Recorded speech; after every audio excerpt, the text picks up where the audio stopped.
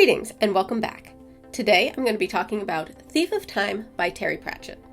So for me, this is the first Discworld book I've ever read. I found it at an independent bookshop, it looked good, I picked it up, decided that would be the first one I read. Because as far as I've found, there's no technically correct order to read the Discworld books in, which I absolutely love.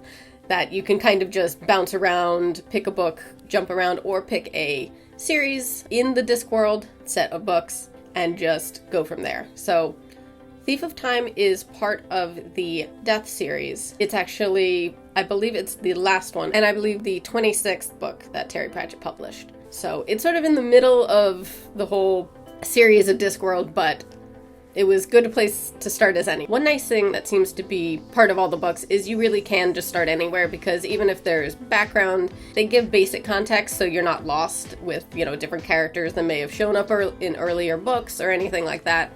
It really is, I knew some of the characters from watching the Hogfather movie adaptation, but I feel like even if I didn't know anything about Discworld, I would still get the basic gist of what was going on, even though I started right in the middle of the series, which is nice, because I kind of like not having to read books in a certain order. It feels more freeing and more explorative. For those of you who don't know what Thief of Time is about, let me start with the synopsis from the back cover. Everybody wants more time, which is why, on Discworld, only the experts can manage it. The venerable monks of history who store it and pump it from where it's wasted, like underwater. How much time does a codfish really need? To places like cities, where busy denizens lament never having enough of it. While everyone talks about slowing down, one young horologist is about to do the unthinkable. He's going to stop. Well, stop time, that is, by building the world's first truly accurate clock, which means esteemed history monk Lu-Tze and his apprentice Lu-Tze have to put on some speed to stop the timepiece before it starts. For if the perfect clock starts ticking, time, as we know it, will end.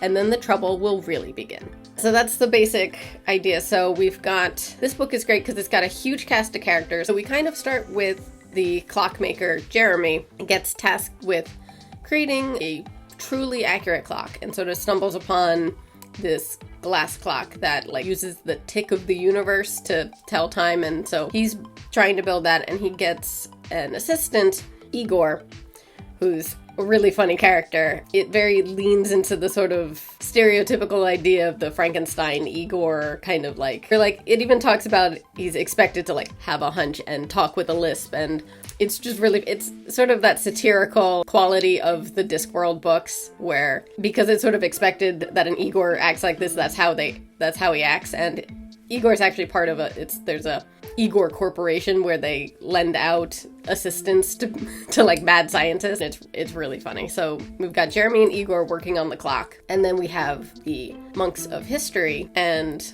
we meet Lu-Tze. I hope I'm pronouncing that right. I tried to look it up and there wasn't really consensus, but I kind of tried to find some videos where people actually said his name so that I could get a sort of accepted, this is how you say it kind of pronunciation. So I'm like, okay, somebody else said it, Lu-Tze. That seems to be the consensus. We're gonna go with that. So we meet Lu-Tze, who's one of the history monks, and his apprentice, Lu-Tze, who was part of the Thieves Guild and got brought in by the history monks because he showed exceptional time manipulation. And so because he's sort of a difficult student, he thinks for himself, doesn't just follow orders.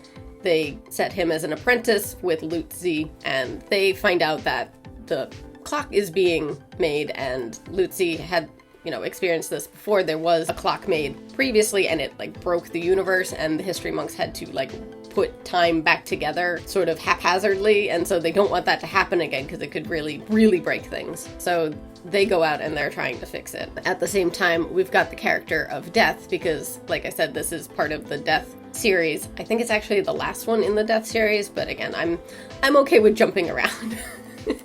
I think it's more fun to kind of do it out of order, which is another reason why I wanted to start with Thief of Time, because I kind of like time hopping and that kind of thing. So I feel like that's kind of how I'm going to end up reading the Discworld series anyway, is all over the place, which I think is more entertaining. So we have the character of Death, and he sees that the auditors, which are the sort of the beings that keep the law of the universe for Discworld and everything, that they like order, and so they don't really like humanity. They don't like humans because they're unpredictable, and so they're trying to find a way to bring order to the universe, and part of this is getting the clock made so that everything just stops. So Death finds this out and realizes that it should be stopped, goes to his granddaughter, Susan, who's such a great character. She's so dry and witty, and I think one of my favorite characters. One of my favorite characters from when I saw Hogfather. I'm like, oh, okay, I like Susan a lot. She's a really fun character, so I'm excited to read more books with her. I think there's only 2 other books that she features in, but so she's also going sort of on an adventure to stop this clock from being made, stop time from ending. So we've got all those cast of characters and going through this adventure to keep this time-breaking clock from running and, breaking time. And so it's all leading to if they can stop the clock from being made. I just want to take a moment to say thank you for watching this video. And if you're enjoying this video, make sure to click the like button. And if you like this type of content, make sure to subscribe. Thank you.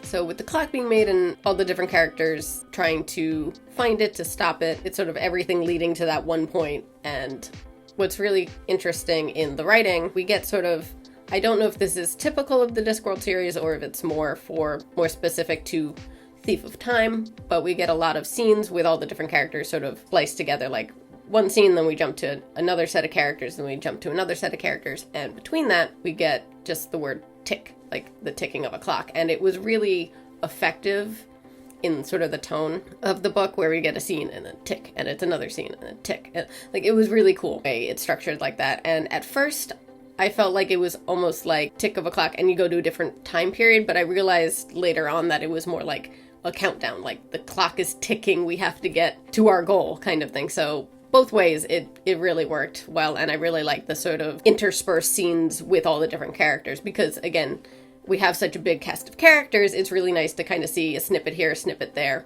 rather than like, okay, here's this character's plotline and then this character, like it worked really well because again, it was all leading up to finding the clock and stopping it from stopping time. In Thief of Time, as you expect, the writing is amazing. It's got that great satirical quality that you expect in the Discworld series, with a lot of absurdist, dry humor, and we have a lot of wording where metaphors end up being sort of truths.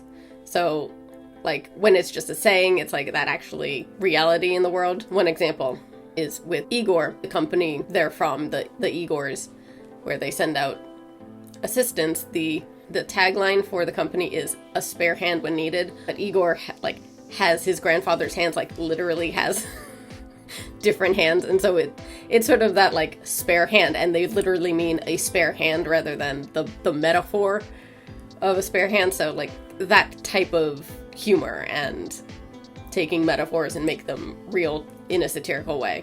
So there's a lot of different examples of that sort of thing throughout the book, and I feel like that's sort of a theme in the Discworld series, but I'll have to see reading more. But from what I understand, it's that kind of satirical, absurdist humor that I'm so excited to read more. Definitely my favorite part of Discworld and that kind of writing. And so it's really well written with the vast cast of characters. I really like a sort of an ensemble cast story where you have a lot of different characters doing a lot of different things at the same time, and sort of how it all comes together at the end is really well done, and a type of storytelling and writing that I really like. So it was really nice. Again, like I said, they have the sort of the scenes all interspersed with all the different characters, and that was really nice and a really good structure for the story to kind of, this is what everybody's doing leading up to sort of our climactic scene. And it was really interesting because like the themes of the book, obviously like time and stuff. Time is a big theme, but it's sort of as how it's a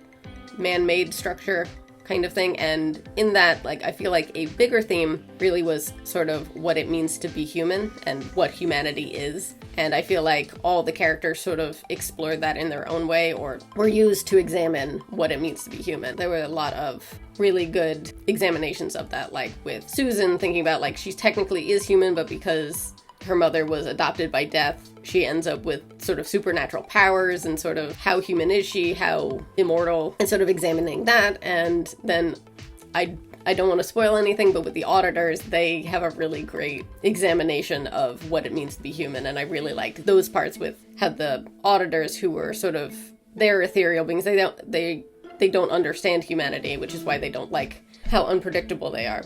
But that was a really fun lens to view humanity through. It had that sort of absurdist humor and really fun writing and examination that way. It was really good. So it was a really good story. Personally, I cared more about the characters than the plot, really. Like, obviously you knew something was going to happen. It was sort of the, oh no, the end of the world kind of thing, where you know it's going to work out in the end, or it's not going to be a well-written story, which was fine. But because that plot gave all the characters a motivation and a point to sort of head towards.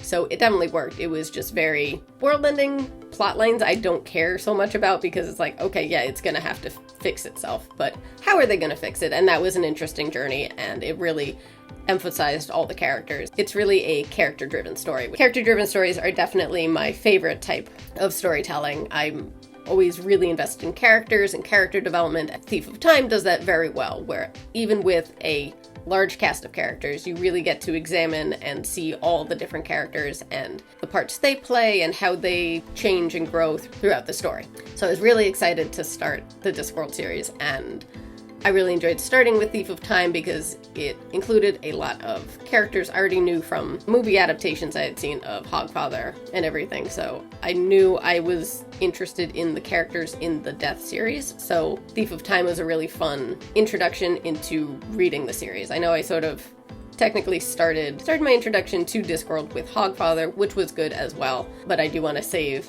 reading Hogfather for the holiday season, so look forward to that. I'll have a review of the book of Hogfather in December.